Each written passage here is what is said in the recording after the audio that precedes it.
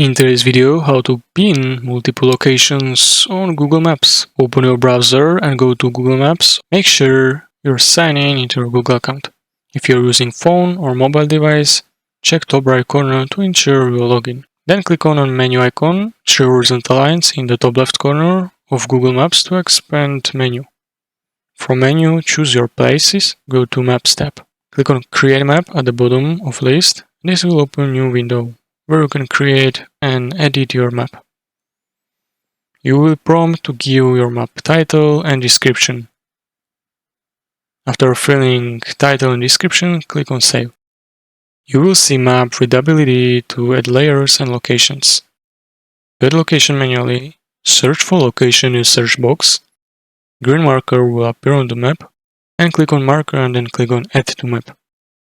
Repeat these steps to add multiple locations. After adding all desired locations, make sure to click Save.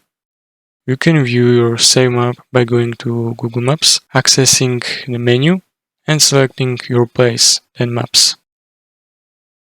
Click on green marker and then click on Add to Map. Repeat for each location.